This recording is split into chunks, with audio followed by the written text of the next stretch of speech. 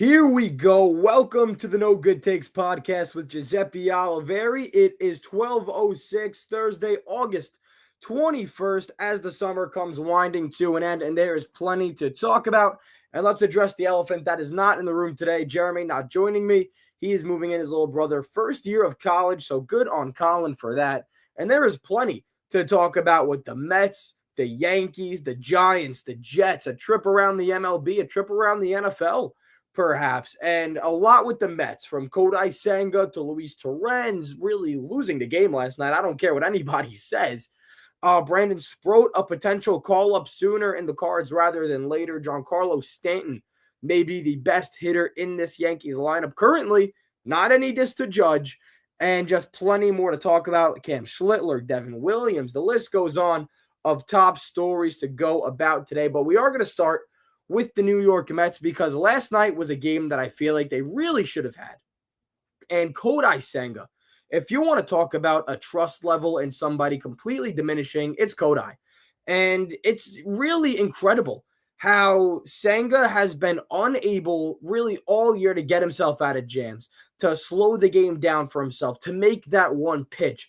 And I was watching him through those first two innings last night, and I was thinking to myself, like a fool I am, wow, maybe Senga can really give you a good start. You're playing, I'm not over-exaggerating, the worst team in Major League Baseball since the All-Star break in the Nationals, and he's cruising through the first two innings, and I feel good. Like the fool I am, I feel good about Kodai Senga. And then you get to the third inning, and the catcher's interference and a couple of walks, a soft hit infield single, and really, tough luck against Senga. But the fact of the matter is that you need to be able to work out of those situations. Good pitchers work out of bad luck situations. And it really felt like a mental block hit Senga. He can't make any pitches like he was making in those first two innings. He can't find the strike zone. He's walking guys. And the wheels start to come undone. The game starts to totally unravel on him. And when you want to talk about the playoffs with the Mets team that I don't even know is going to make the playoffs, because these are games you got to have. You're in a one-game race with the Cincinnati Reds, and you have the honor, the distinct privilege to play, again, not over-exaggerating, the worst team in Major League Baseball since the All-Star break. It needs to be a sweep. I really don't care what the situation is, who's on the mound, if somebody's getting injured. You have a better team. You've been playing better baseball than the Washington Nationals. You can't be losing games like that. And when Senga digs you in a 4-0 hole early, it's so hard to get out of that. I mean, Senga's numbers last night, he went 5 innings, 5 runs, 4 of them earned, a couple of walks, and 6 hits. And that was with Carlos Mendoza extending him. I don't even think that Senga should have came out to sniff the 5th inning because I was sick of him. And you saw fight in this Mets lineup. And that's what I want to talk about. Because Beatty with the solo home run, Pete Alonso with the double, McNeil one down the left field line. And that's the Mets offense that you get glimpses of last season. Showing fight, not rolling over and dying. And you had runners on second and third with 1 out, bases loaded, 1 out. Cedric Mullins can't get the job done. Francisco Lindor can't get, Luis Torrens can't get the job done. And we're going to talk about Luis Torrens, don't worry.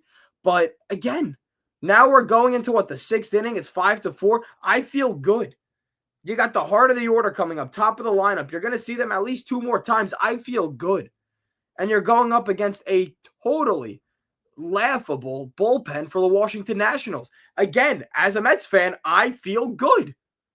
And what happens? You didn't get it done in that rally. You got 3 runs back to make it a 1-run game. And that just still didn't feel like enough for the lineup when they came back the next time around, because they really felt like they rolled over and they died. They died. The Mets, I saw the life leave the lineup that inning after they go on that rally.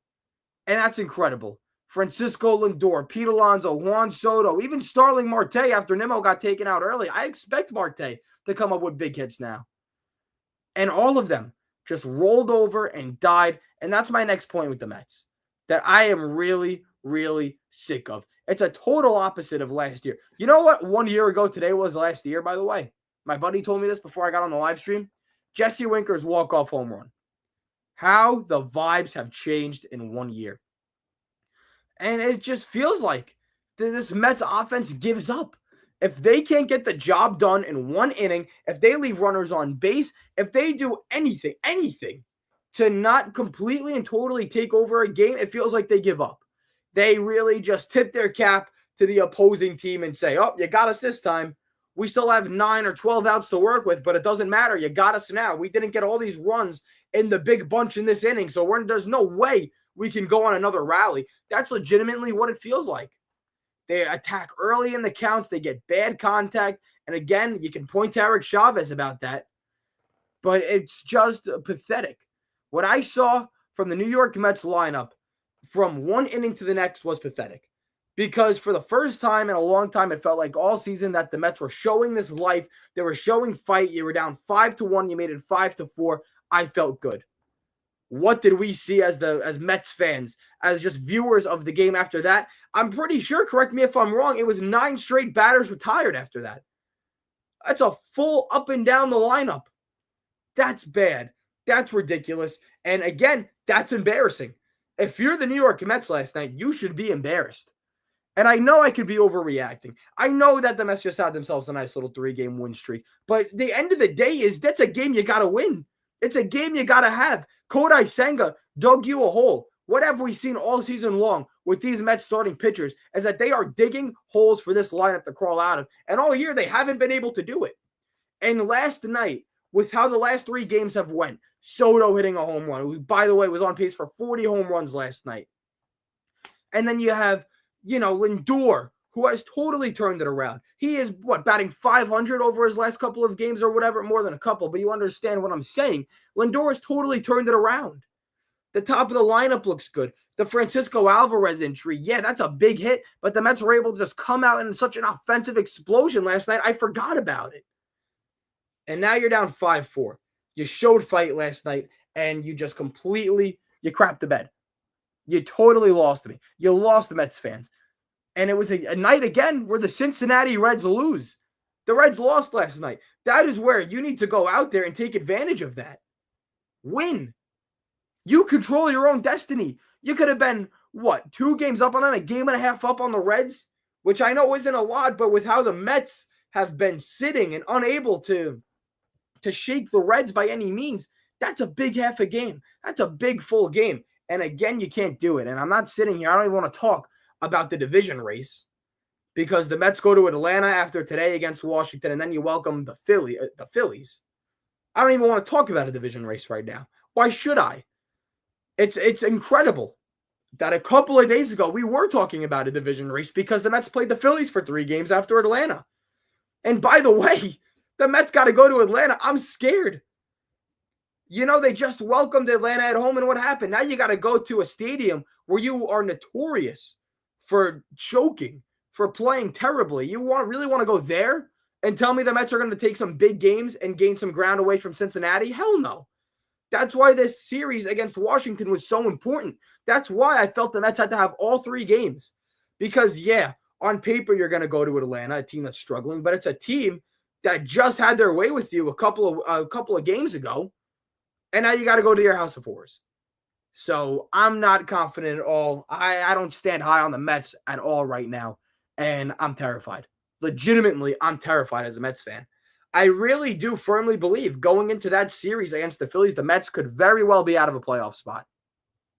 And once that happens, you feel like the season's going to become undone. Because that Washington game last night is a perfect metaphor for how the season has gone for the Mets. The second something doesn't go their way, the second adversity is faced, the second you need to dig out of a hole, the Mets will roll over and die. And as much as it pains me to say it, as much as I hope and I pray that I am wrong, if the Mets see themselves slip out of a playoff spot, slip out of that 3rd wild card spot, they are going to roll over and die. I hope I'm wrong. I really hope I'm wrong. I can be wrong. How the Mets have been playing recently, I really do think that I'm right and I'm wrong.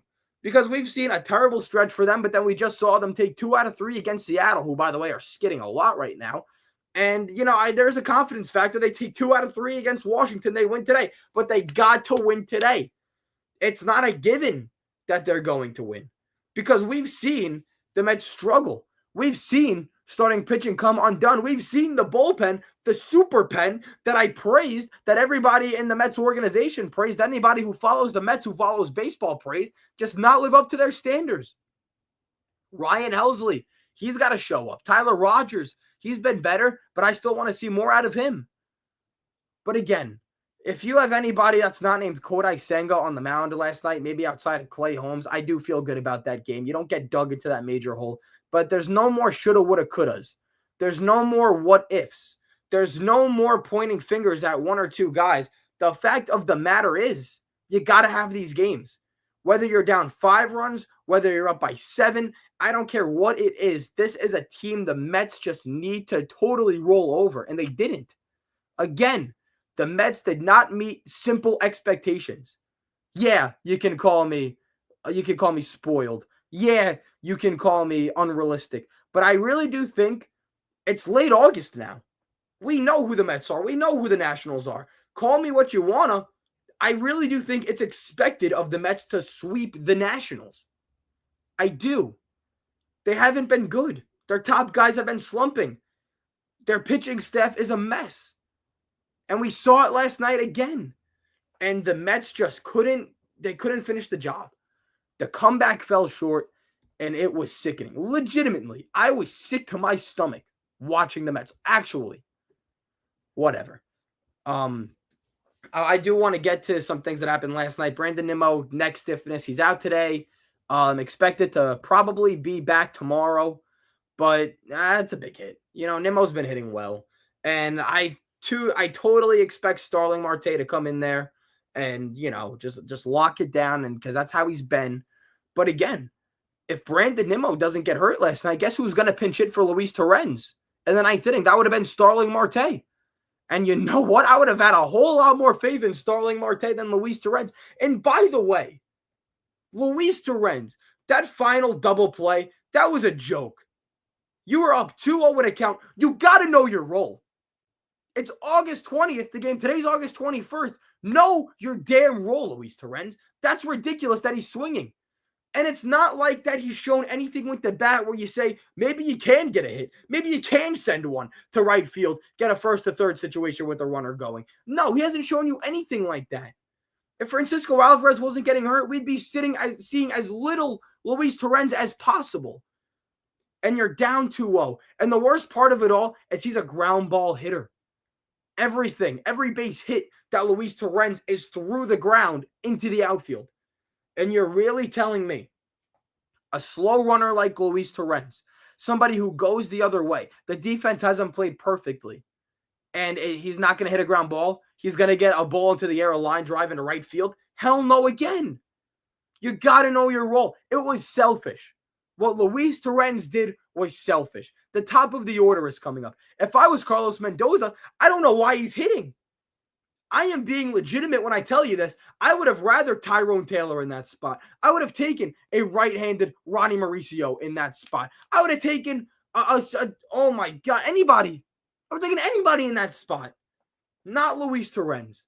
Because ever since Francisco Alvarez got sent down, and this was Luis Torrens' job, he has shown nothing.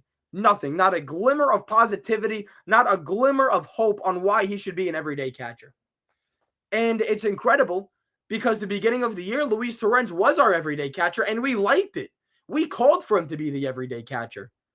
Are expectations too high? Is the pressure too much? It's incredible that we're talking about a 9-hitter, a backup catcher in this light, and he's taking the spotlight. But last night showed nothing but selfishness.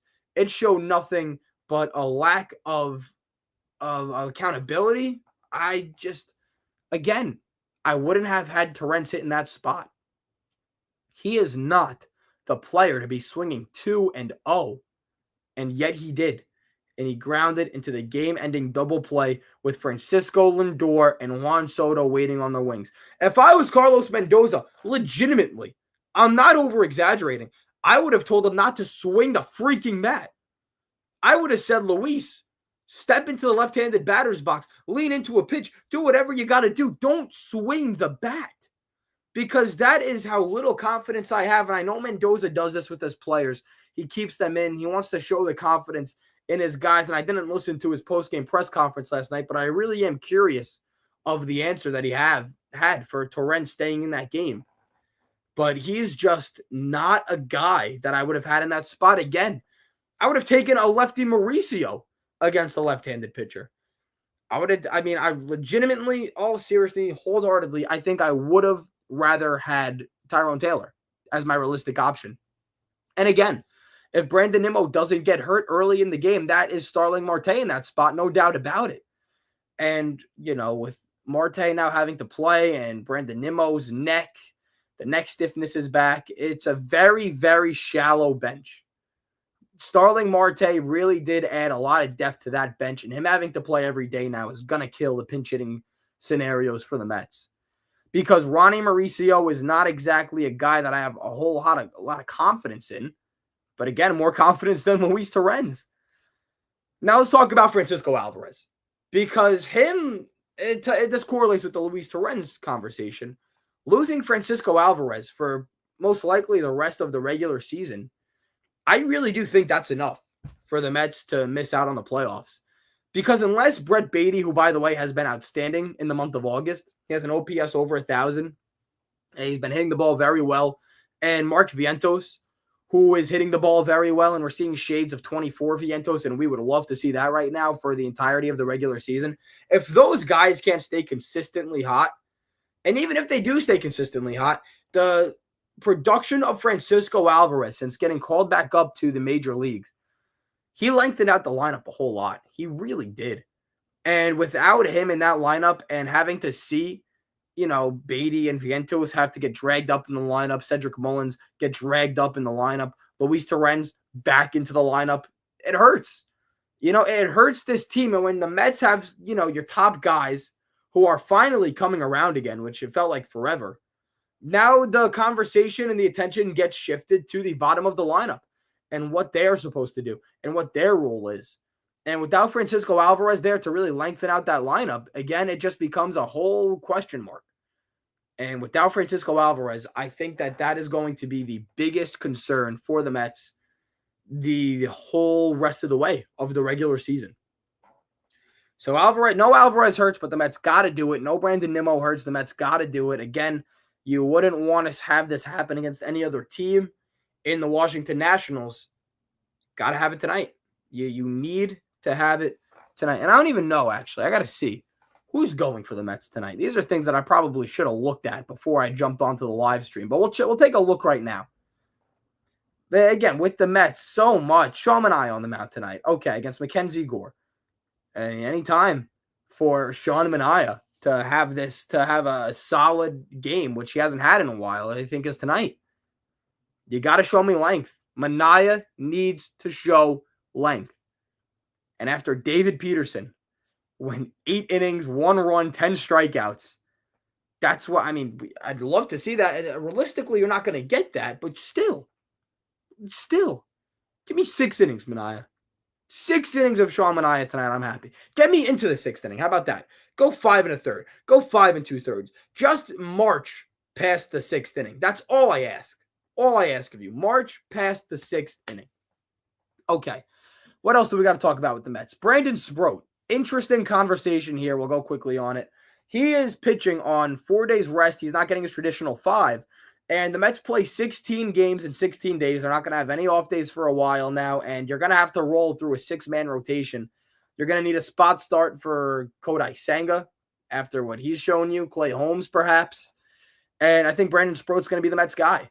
Because where Brandon Sproat now lies, he should have been starting yesterday, gets to start. He should have been starting tomorrow, gets to start today.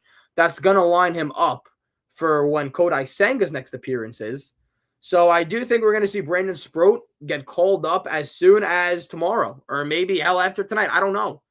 But I really, especially with how bad this Mets team has been, your extra guy, I think Brandon Sproat is a perfect candidate for that. And we'll see McLean and Sproat. And outside of just this season, it's big for next season too. Because I am happy that Noah McLean and Brandon Sproat, who are, any injuries barring, knock on wood, should be starting the 2026 season in the Mets rotation. It's good that they're getting that experience now. And it's not like they're only getting 1 or 2 starts. They're getting August and September. Well, really, Brandon Sproat mostly September. But they're getting that major league experience. If they make the playoffs, then you get some playoff experience as well. Because I don't know how you can sit here and tell me with a straight face Kodai Senga is going to start a game in the postseason. I really don't. He shouldn't at all. I mean, out of the bullpen, maybe? I don't know. But Kodai Senga has shown you nothing. He's been given opportunity after opportunity. But the only thing that Kodai Senga has shown you is that he cannot start any series. He can't be in a wild card game. He can't be in a DS game, a CS game, a World Series game. He can't be in any game from October and on. He just can't. So that's where I stand on Kodai Senga. The trust level has totally, completely diminished with him. And I'm off of Senga. I am totally, completely off of Senga. I'd rather see Brandon Sproat come up and struggle the rest of the year than watch Kodai Senga pitch another game. I'm being dead serious. I mean, he's just been a mess. He gets to mentally, he collapses. And again, he is just totally lost it on the mound. He gets hit hard. He's walking guys. He gets into counts way too deep. The pitch count runs up way too fast. And we've seen it again with Kodai Senga time and time again. All right, let's get to the Yankees now, because the Yankees, outside of the Mets, they are really like firing on all cylinders. They've come around. Obviously, last night, 2 nights ago, tie the franchise record, 9 home runs in 1 game. But I want to talk about Cam Schlittler, because Cam Schlittler, if he can get going, this guy is going to be a total solution for this Yankees rotation. He is one pitcher, one name that is probably the most important in the Yankees organization right now. Because if you can get consistent pitching out of Cam Schlittler, this rotation, you feel really good about it. I know Max Fried has been dealing with, I still think the blister's got to be a lingering issue, because there's no way Fried just totally lost it. I know with the age, I know with the innings, but I refuse to believe that he's hit this big of a wall this fast without some sort of lingering issue. And we know about that blister in Toronto, and I think that that's still something that's dealing with the grip, some pain, and it's got to be something. I mean, there's no way you can tell me Max Fried just totally hit a wall like that. But if you get Fried back, Carlos Rodon has looked really good. And now Cam Schlittler, who over his last 2 starts has been incredible. Dating back to his start where he basically outdueled, Joe Ryan.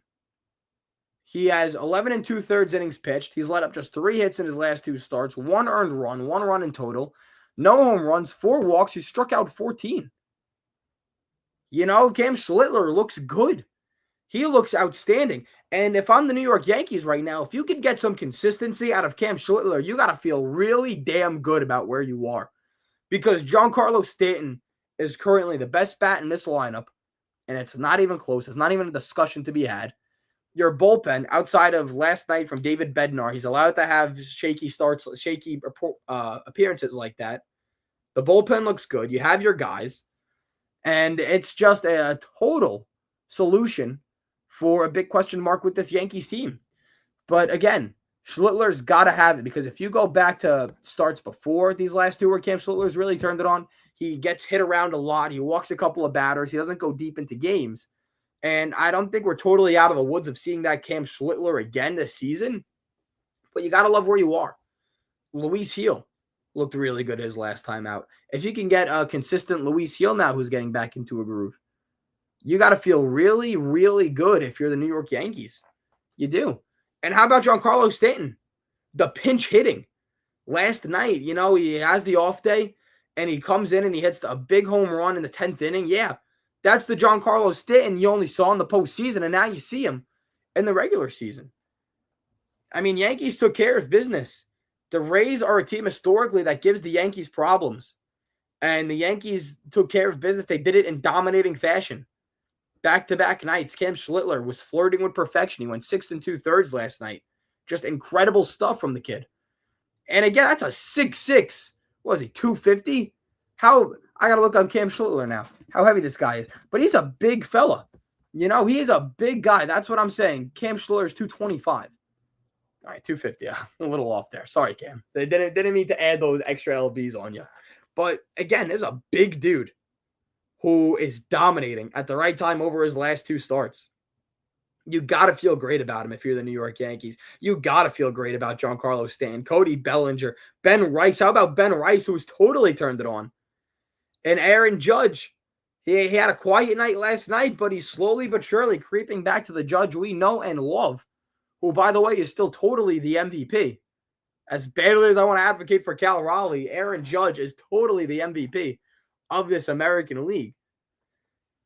I mean, with the New York Yankees right now, don't look now. They're 4 games back of Toronto. And they have a very easy schedule to close out the year. That's all it is talked about. I'm going to pull up the Yankees schedule right now. We'll dive into it.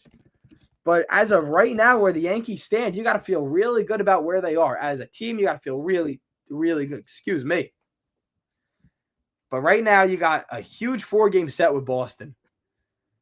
And what are you, half a game up on Boston? You're half a game up on Boston, I'm pretty sure. Or excuse me, maybe 2 games up on Boston.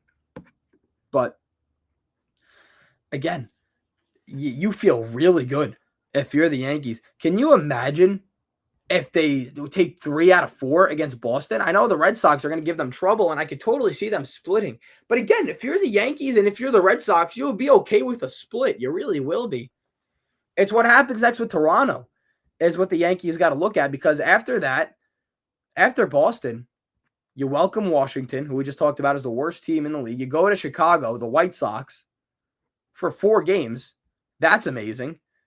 And then you go to Houston after that. That's where it gets tough. And then you welcome in Toronto. That'll be big for the division. Then you go and then you welcome in Detroit. That'll be tough. Then you go to Boston. That's tough. That's a gauntlet right there to start September. Those first 4 series, that's a gauntlet to start.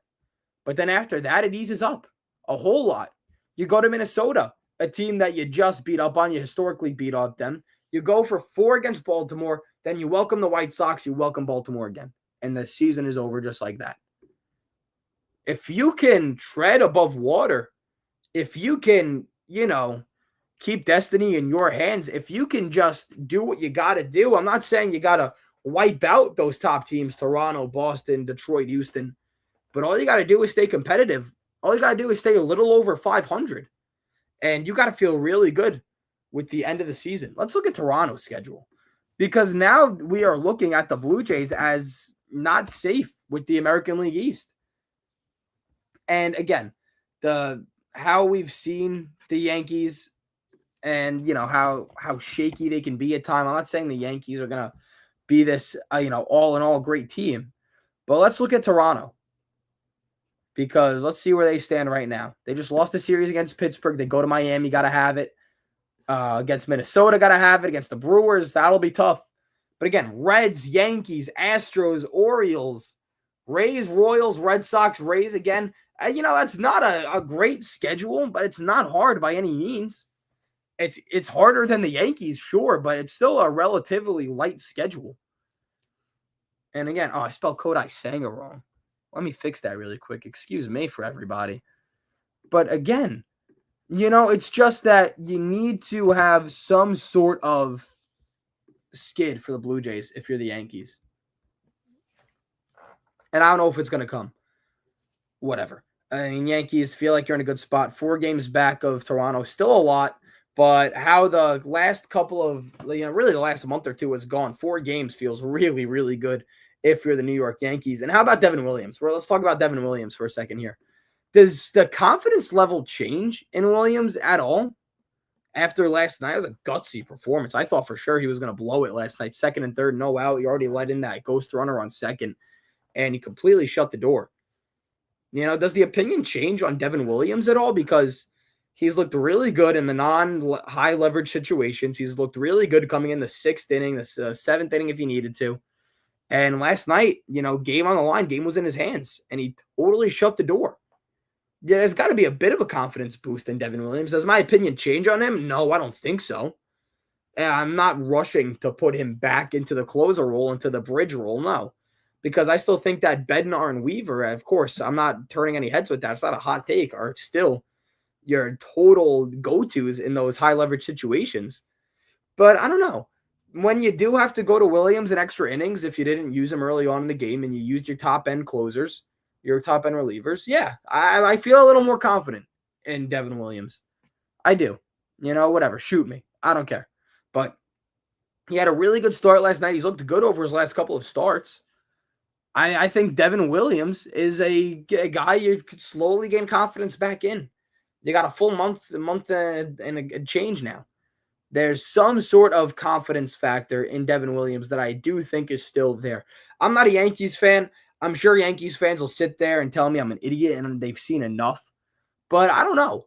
If Devin Williams, again, comes into those high leverage situations, shuts the door one or two more times, which I'm sure we'll have to in this season, now I think there's a confidence level there for Devin Williams. It's not there yet, but the conversation is most definitely to be had. Okay, let's get to some league-wide stuff really quick here because there is plenty of it. Wait, did I miss anything for the Yankees? No.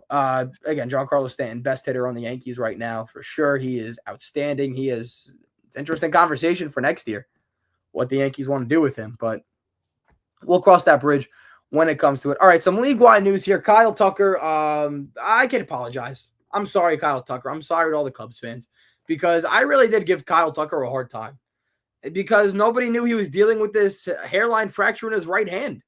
He hurt it on the slide in, late June, early June, and he's been dealing with this for a couple of months now, and the numbers show it. He's looked really bad in July, the home run drought. He's looked really bad in August, and in a contract year, and a big free agency year coming up, you could have went to the injured list, and he didn't. He's trying to stick it out. But we've seen his numbers totally plummet. When he was healthy, he looked amazing, and that'll definitely be his argument come free agency time.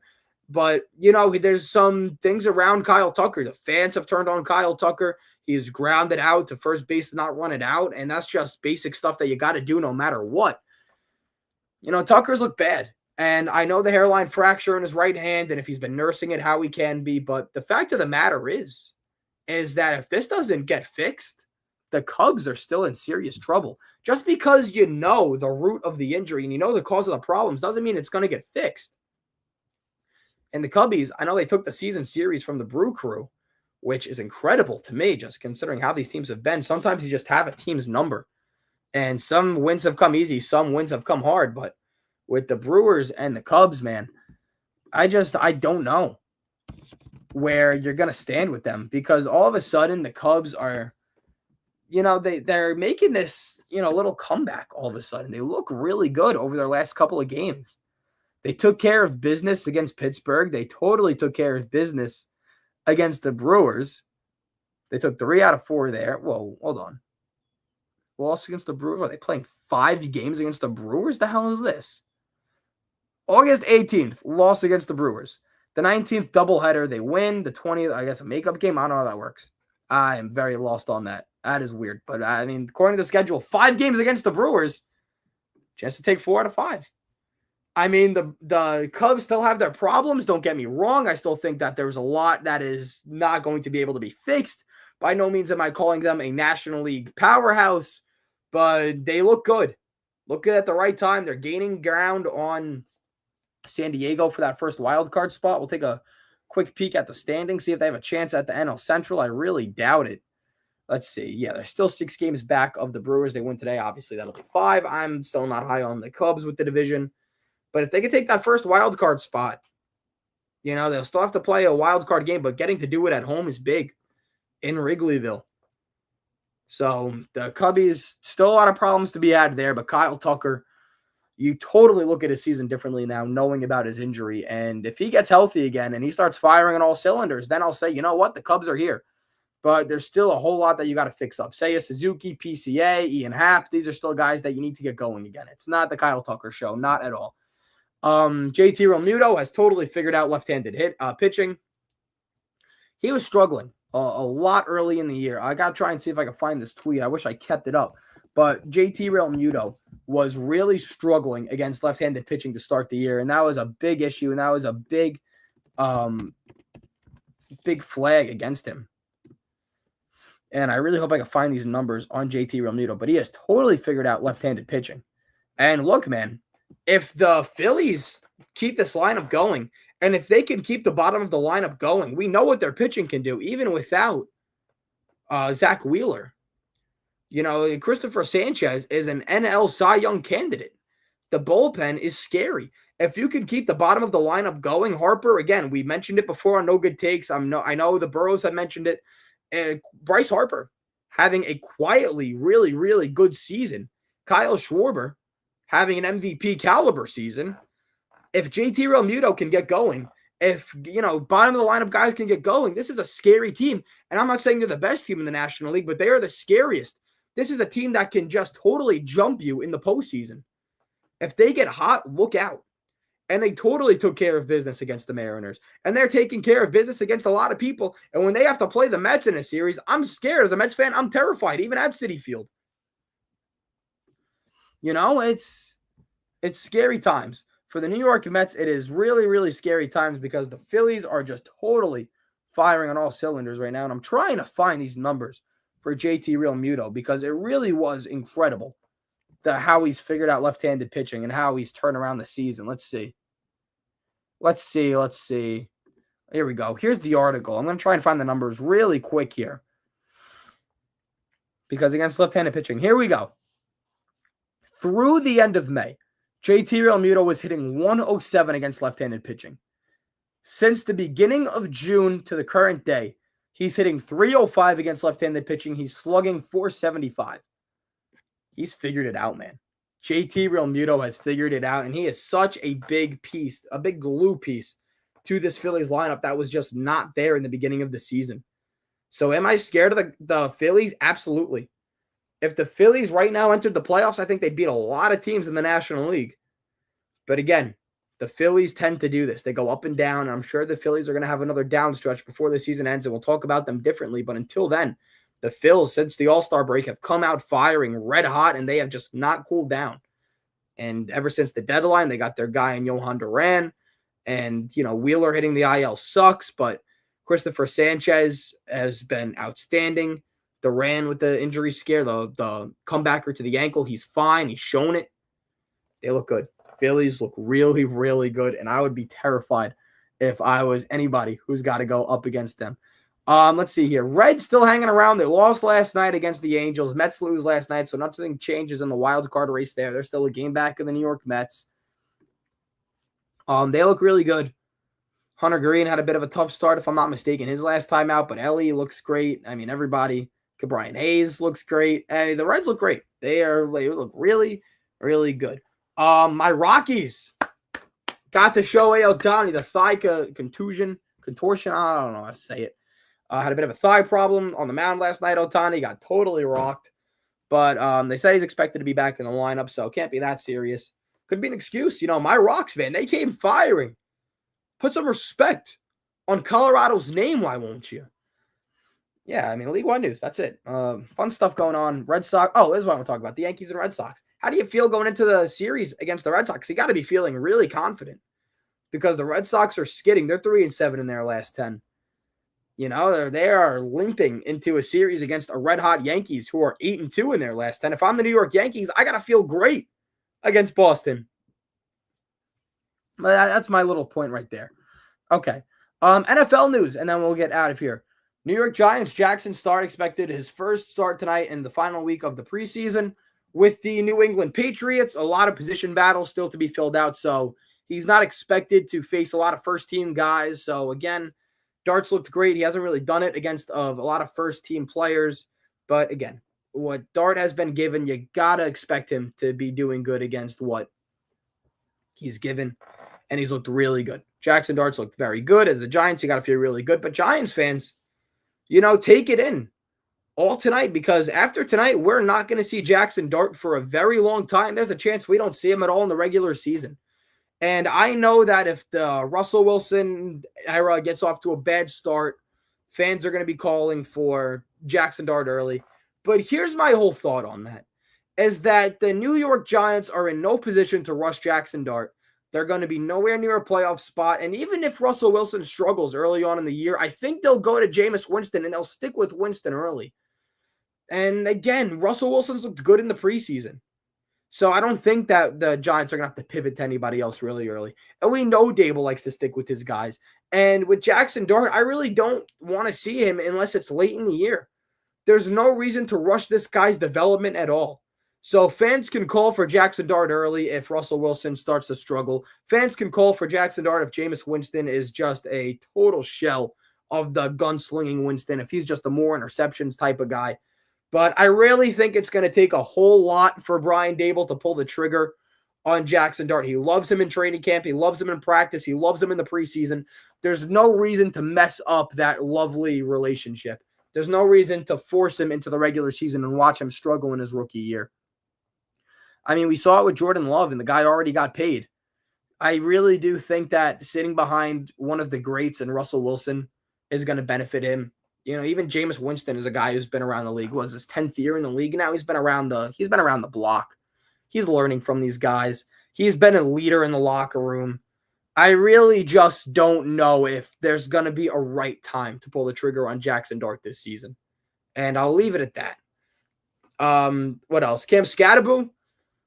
Could see him in the preseason tonight for the first time. He's been dealing with the injuries. I'd like to see Scatterboo tonight. I would. I mean, I know there's really no reason to. There's no reason to risk any further injury, any re-aggravation of an injury. But I'd really like to see Cam Scatterboo play tonight. And I know we're going to see him in week 1. He'll be there. He'll be probably maybe a third back cow. I don't know.